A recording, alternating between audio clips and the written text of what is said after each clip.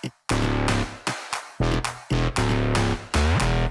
everyone, welcome back to this episode of the Hunger Games. I just got out of a movie and I want to talk about it.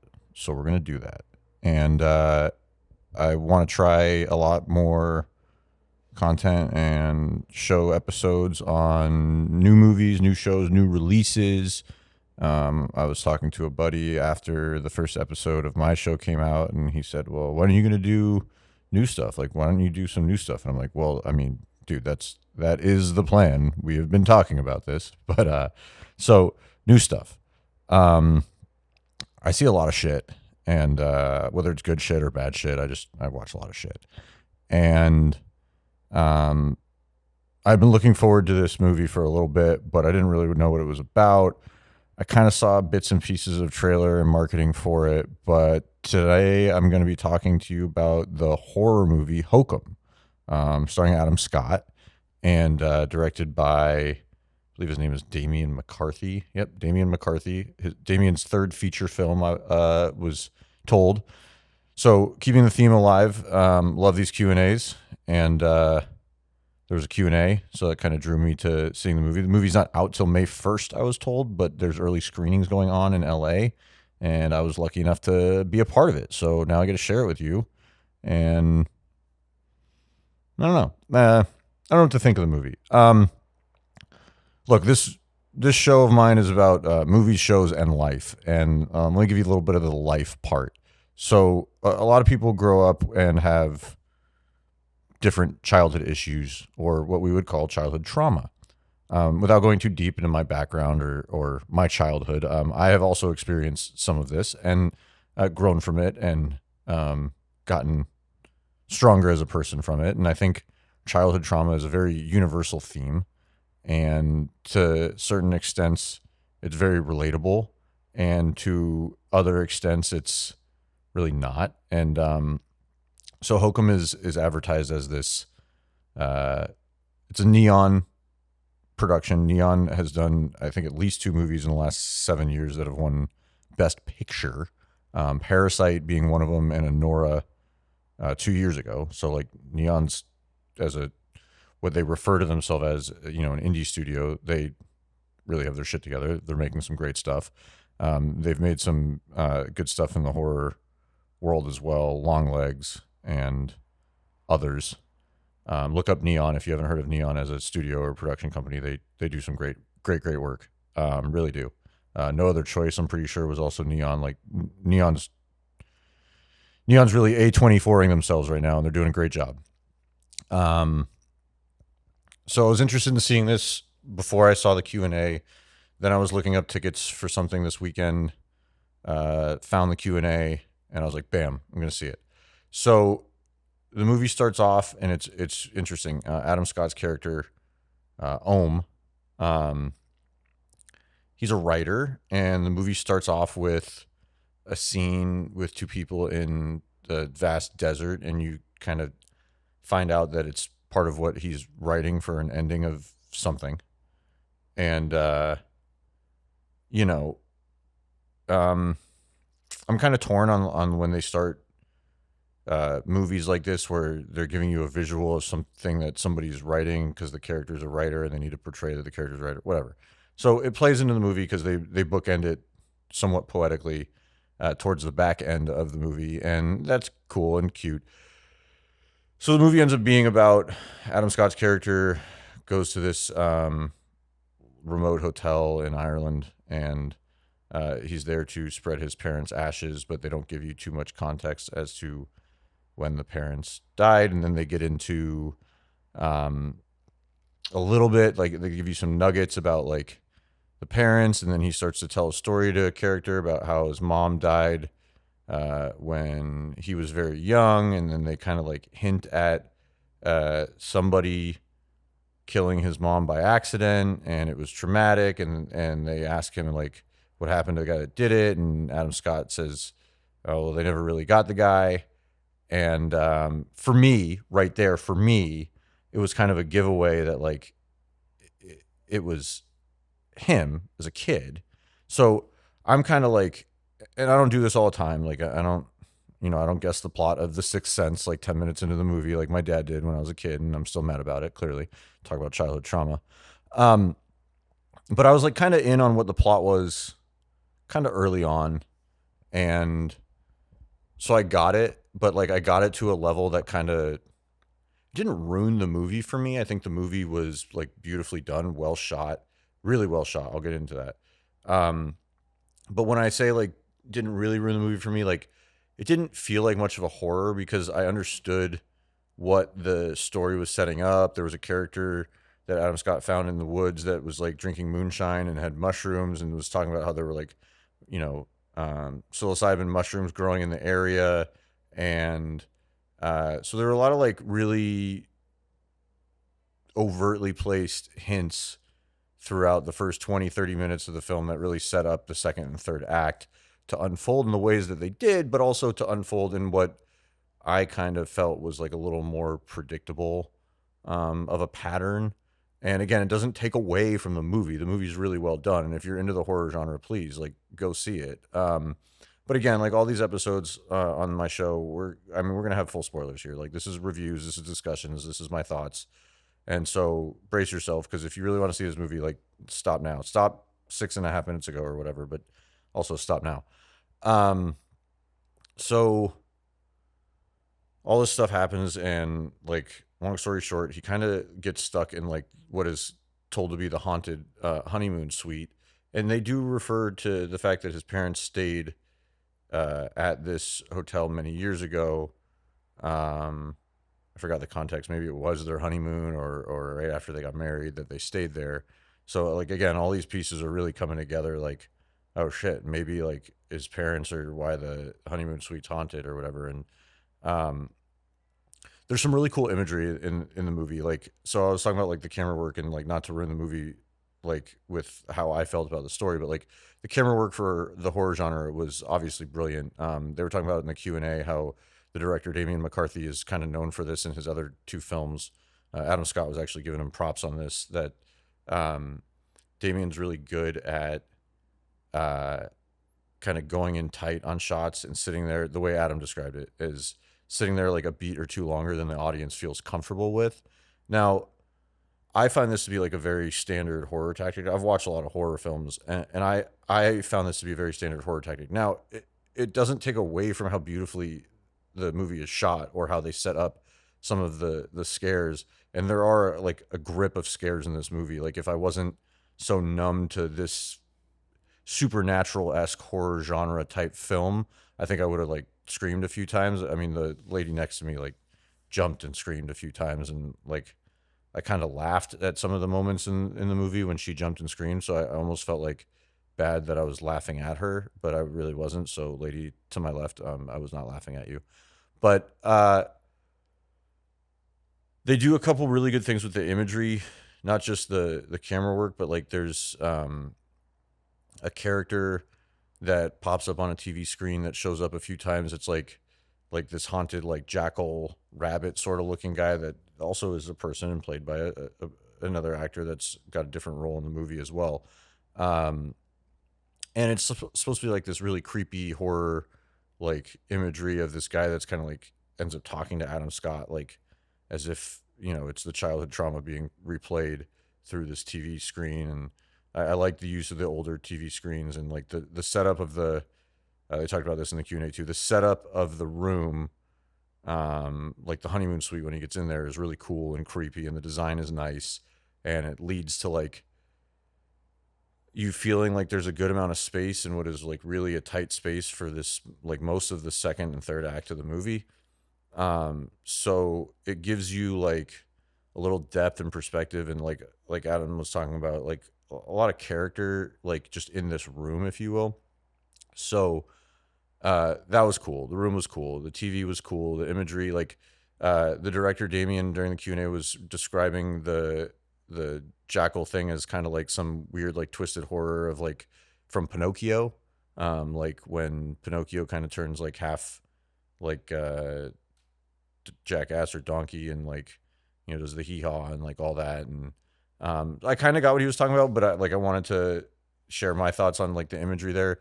There's also a couple moments like before you see the full face of this character, this jackal person thing, where it kind of reminded me of Donnie Darko, like a little bit. Like it wasn't like full rabbit suit, like weirdo Donnie Darko shit, but it was like it kind of had the same silhouette and outline and kind of like gave me those vibes. It was just like dark, scary, but like fantasy dark, like again, really good job throughout the movie of relating to childhood trauma. Like this could have been something that Adam Scott's character watched on TV as a kid, or was close to something that he watched on TV as a kid, or nothing at all. And maybe it was just, the director was trying to get at the Pinocchio thing.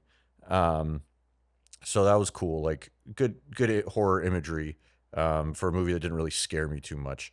There was a moment that they talked about in the Q&A. The moderator mentioned, she called it like her Exorcist or Poltergeist 3 moment. Might have been her Exorcist 3 moment. I don't know. Exorcist, Poltergeist, one of the two. I mean, by the time you get to the third of either of those, like, who cares? But it's just a moment where, Adam Scott's walking, and then there's like a creature kind of like walking directly behind him, and he kind of like sees it and feels it and turns around, and there's nothing there. There's a lot of these moments in the movie Hokum. That's what we're talking about. Hokum is a lot of these moments where there's like you see something on screen, or Adam Scott sees something on screen, or he sees a reflection of something, and then he turns around and it's not there, or like he sees something and it's not there. But there's also moments, and this is where the movie kind of like dances between um, reality and like the childhood trauma visions. Is there's also moments where there is something there, and eventually towards the second and the third act, there's like a hidden elevator shaft that goes to the basement. And it was really cool during the Q&A. They talked about how like they filmed all the basement stuff in this like ridiculous castle near where the director grew up in Ireland. And like there was like 3 weeks straight of shooting where it was like just Adam Scott. And he joked about like people always talk about like Cincinnati as a character, and like he was talking about how like the castle really was like a character. And it was, because there's these dark long hallways that they shot in that are really creepy, that lead to like very good like scares. There was one moment where I was like a little, I think like most creeped out is where like the thing that actually is there, whatever this is, witch, demon, possessed thing, starts to like climb up the elevator shaft and gets like into the room with Adam Scott for a bit. And then like they referred early in the movie to this whole, if you draw a circle on the floor with this white chalk, then the witch can't get to you, or some bullshit like that. Like it's, I mean, just movie lore made up, like, witches can't get here because circles and chalk, whatever. And so like there's a moment where like the camera just stays really long. And again, this is where the camera works really good. The camera stays like really long, like too long, on this dark corridor from like the top of the hotel like down to the basement. And then like something's coming up, but like they did a really good job of like holding a beat or two, and then like showing the thing coming up, and then like it was crawling, and the music, and like the face, and like all that. It was really cool. I mean, I don't know off the top of my head what the budget was for this movie, but the visual effects for like the setting that they were in was pretty clever. Like it looks like they did a lot with a little. I'm not seeing a budget anywhere online, but it looks like they did a lot with a little, which I enjoy when they do that. I think the horror genre is king right now as far as profit margins in the industry. Like comedies are not being made. There's articles being written about it left and right, and like horror has these profit margins where they don't have to spend too much money, but they can get really good visual effects and really good practical effects and like all this stuff to like piece together like a 90 to 100-minute movie. And I can't see a budget right now, and I'm not going to dive too deep into that. We can all look it up later once this movie actually releases. Usually that information comes out towards the release, but they clearly did a lot with a little here. And Adam Scott really sold not just his character, but like the story. Another thing I found interesting in the Q&A, they were talking about how like traditional horror movies, the characters start off like soft and kind of harden throughout the movie. And one thing the director, and he was spot on with this, that he was trying to do with this movie is like Adam Scott's character kind of starts off as like this like jackass, like conceited, successful writer. He's rude to everybody. He even like burns one of the hotel staff's hands with like a spoon that he heats up in like a candle or a flame. So like they wanted to do the reverse with this, where like Adam Scott's character starts off as like a complete hardened asshole, and as he starts to like live and realize and like settle in towards the end of the movie that like he's seeing these things and these things are happening because of his childhood trauma and what ends up being revealed, major spoiler here, he killed his mom, and there's a ghost of his mom or a witch or a possession of his mom in this basement towards the end of the movie that kind of just tells him like you can't stay here, like you got to go, like kind of gives him the like you know you you cause a life-ending accident, but it's going to be okay moment. Like I would call it a come to Jesus moment, but it's really like come to demon moment, where there's just like this creepy devil woman embracing him, saying like, essentially, I'm paraphrasing here, but essentially like, hey, you can't stay in this basement. This other guy that's with you is going to die. Everything's going to be all right. You're going to be okay. And so that's like the gist of the movie, really. So, I was talking earlier about how uh, I didn't think it was like this amazing horror movie. Like, I don't think it's an amazing horror movie. Do I think it's like this beautiful, like almost poetic, like use of a horror film to tell a story about a character who had this like extreme childhood trauma about like accidentally firing a gun at and killing his mother at a young age? Like, yeah, I mean, I thought that was like really well executed. You can't sell a 90 to 100-minute movie saying like this guy's gonna like trip out and like have a mushroom trip by accident because he drank some mushrooms that you find out at the end of the movie, and like live all this stuff and like not have like some sort of like horror element or like way to market this thing. So I get like why it was a horror movie, and like there are a lot of good like horror aspects, like the camera work, the close-ups, the creatures, the room design. There was like this like giant, because it was a honeymoon suite. So when he like first walks into it, there's this like giant round old filled with gross water that's been sitting there for a while because the room's been closed off because it's haunted, like bathtub. And moderator during the Q&A brought up that like, you're watching this room and this bathtub and whatever, and like uh you know it's like this thing where uh like you want to see the payoff with the bathtub, and like you do, I guess. Like I don't know, like I wasn't like, when she was talking about it in that context, I was like, I don't know, I don't really care. Like, do I care about somebody falling in the bathtub? No. Like, I mean, it's gross water, but like you're watching like all this other like gross like jackal creature and like witches and like demon things and like whatever. Um, there were like a few parts of the movie where it crossed my mind where I'm like, should this be rated R?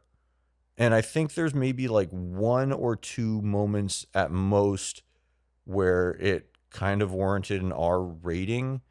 Um, I don't like, look, there was a moment early in the movie where a character attempts suicide.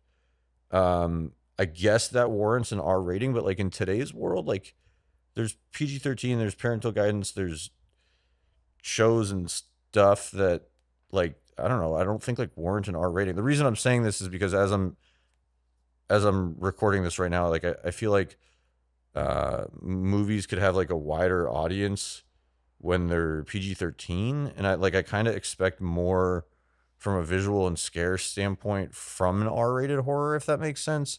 Like, yeah, sure, R-rated because like the suicide theme and like maybe some of the violence, but like the movie's not too terribly violent. I've seen more violent and graphic PG-13 movies, so R-rated. I don't know. I'm throwing the challenge flag on that. Like, I don't know if this should have been R-rated, but maybe I'm forgetting something that like makes it R-rated. I don't know. And like again, it becomes this very like poetic ending, like I was talking about with the beginning, with like the writing and the desert scene and the people in the desert, and like he can't figure out the ending to this book as he's writing it, and um like the way the movie ends is he's like in a hospital bed and everything's fine, and like the bad guy that was like working in the hotel that was like forcing people down into the basement. Not many people, like 1 to 2 people. It wasn't like he had some like big scheme to like throw everybody in the basement and get them eaten by the demons. Um, like he got what was coming to him, and then Adam Scott gets help getting out, and like the hotel burns down basically, or burns. I don't even think they really show it after there's a giant fire, but and the fire felt like unnecessary too. Like it was like the guy that ends up dying, like sets a heater on fire with covering it under like a desk, and you're just like, what? Um, so he gets out. He's in a hospital bed. Like people that he was an asshole to in the hotel, like one of them just happens to like also work at like at the hospital. I don't know. It's weird. Like that's where part of the writing like just lost me. But they were trying to make a clear point that like he had softened. Like he went from hard to soft. Like I get it. And the movie ends with like he finishes writing the ending and like makes it like a very like soft, thoughtful ending where like the characters don't have to like hurt each other or kill each other, which is what he was playing around with before at the beginning of the movie. And like cool, and then the movie ends like that and whatever. The director had a really interesting point. He said like the script had been around for a long time, and the director actually said that like earlier versions of the script ended with like Adam Scott just like coming up the elevator shaft, and like he was just like typing because he was like originally going to carry all of his like laptop and gear with him and shit. And so he said like it originally was going to end with him just like typing the ending of the movie, and you don't know if like Adam Scott gets out, like Ohm gets out safely or not. And like I was thinking about it, like I kind of like from a horror movie standpoint, like I would have actually preferred that more original ending that they had written. But if you think about it in context of what I've been talking about this whole episode, it's like the director was clearly trying to make this like really like poetic, like childhood trauma, like experiential movie that was like rooted in horror and had like these horror elements and like had some like really creepy shit. Again, I'm kind of numb to this stuff, so like if one of you goes and sees this and you want to like chat with me about it or have some thoughts like Drew, that shit was really scary, like I don't know what the fuck you're talking about, like let me know, because like I didn't find it to be too scary. Like the imagery, if I was a kid or like I hadn't seen a lot of horror like I've seen at this point in my life, I probably would have been a little like terrified by some of the imagery. They did a lot of like up close scares where they did like the close up camera misdirect, and then they get to the scares, yada yada yada. And like that's cool, and like that has its purpose and value in horror, but it's tough because um I saw it as like a childhood trauma flick, and maybe that's because I can relate, and I think like I honestly think like a lot of just normal people, Americans, can relate to like some level of childhood trauma. Of course, I hope most, if not like nobody, can like really relate to like accidentally shooting their mother with a gun and killing her. Like I think that's an extreme of childhood trauma, but essentially it is childhood trauma, and his character clearly like lived with him throughout his life, and he's a grown adult, successful writer in this movie, and it talks about it happening like when he was a kid and right after his parents got married and had a kid. So, um, yeah, Hokum. I'm trying doing these episodes sometimes right after I see the movie, and like, if I had to tell you like really how I feel about the movie, is the movie like an A plus, A minus? No, I don't think so. Is this movie a must see in the horror genre? It's debatable, man. Like, if the horror scares you, then like, yeah, I think it's a B plus, and it's definitely a worthy C for the horror genre. Um, Now let me flip this on its head real quick. If you like Adam Scott as much as I do, go see the movie. Like, I love Adam Scott. There's actually some really funny moments that aren't like intended to be like super funny, but they are funny in the first half of the movie when his character is just like a complete dick to everybody. That shit's highly entertaining. Like Adam Scott is clearly in his zone right now with like Severance and all these other things he's been in up to this point, and he's on top of the world as far as like, I don't know, obscure roles, I'd say. Severance and Hokum are very like obscure roles that I feel like not many actors can really nail, and Adam Scott like really really nailed it. Um, so that's cool. Like if you love Adam Scott, like please go see it and enjoy it, because it's a nice 95 100 minute Adam Scott horror expose where it's really mostly him and some other characters, and then him and him and him. So Adam Scott did a great job. I think the acting was great. Again, I think the camera work and the production value for what they had was great. I think Neon makes great shit. So big props to Neon on this one. Um, the small cast of characters around Adam Scott did a great job. They all really sold the movie. Um, so yeah, right now, like my immediate thoughts and reaction, I'd give it a B plus. I think like the acting was like top level for the genre. I think Adam Scott like knocks it out of the park per his usual at this point. It was really cool seeing Adam Scott do the Q&A. Guy had a lot of energy. Guy full of jokes. Obviously, like whatever you expect Adam Scott to be like in person, that was Adam Scott in person. So I loved that, and that really added to the film for me. I'm not gonna like push it over that B plus level just because I got to see Adam Scott speak live. So take that for what it's worth. But if you're into horror, go see it. Check it out. Maybe I'm off on this one. Maybe I'm not. You know, maybe I just like read too much into the plot too early on, and maybe that ruined it for me, or maybe just the childhood trauma, poetic vibe of it all, like really just shook it from being like a true horror. Yeah, B plus. B plus is where I'm at. Again, Hokum. It's not in theaters until May 1st, so I got like an early screening. Again, I can't rave enough about Q&As. I think Q&As add so much layer and depth to like any film. Like what's interesting is like you can go to a Q&A for like a mediocre to bad film, and it makes the movie make more sense and is better. And then you go to a Q&A for like something like this that is elevated with like good production value, clearly good writing, and it gives you a lot. Like it gave me a lot to talk about with you today on this episode, and it gave me a lot of depth to like who the director is, that he grew up in Ireland, that like this stuff's very personal to him. They shot near where he grew up, like all this really cool stuff, like these cool nuggets, like that makes the movie going experience really worth it. And I want to give like big props to AMC. AMC theaters near me in Century City has been doing a much better job of racking up these Q&As. I think it's very important to have these Q&As to keep audiences engaged and audience engagement at a premium. If you want to continue to build a theater audience, you need to make the theater audience feel like they have a reason to be there. If you don't give them a reason to be there, then the general American moviegoer is going to become a movie streamer, and you need to give premium value to movie going.